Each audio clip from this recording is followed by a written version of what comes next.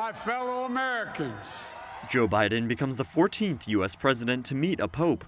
The first was Woodrow Wilson in 1919, who met with Pope Benedict XV in Rome before the Vatican was a sovereign state. 40 years later, Dwight Eisenhower traveled to Vatican City to meet with Pope John XXIII. Their meeting was followed by John F. Kennedy's trip to Rome only 4 years later, where he was welcomed by Pope Paul VI as the first Catholic U.S. president. It was unclear until President Kennedy's victory in 1960 whether a Roman Catholic could win the presidency in this country, because there still was a lot of prejudice against Roman Catholics, despite the fact that they constituted and still do 25% of the population. In 1965, Pope Paul VI traveled to the United States to meet with Lyndon B. Johnson in New York's Waldorf Astoria Hotel. Pope John Paul II was the first pope to visit the White House, where he met with Jimmy Carter, ushering in a new era of deepened relations between the papacy and the U.S. presidency.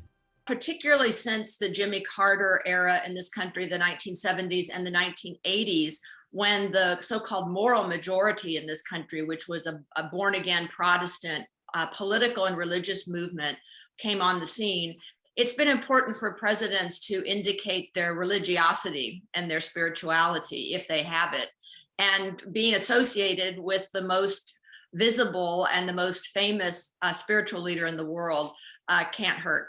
Throughout his pontificate, Pope John Paul II held 15 meetings with U.S. presidents. Bill Clinton, George Bush Sr., and George W. Bush were all present at his funeral. Pope Benedict XVI visited the White House on his 81st birthday in 2008.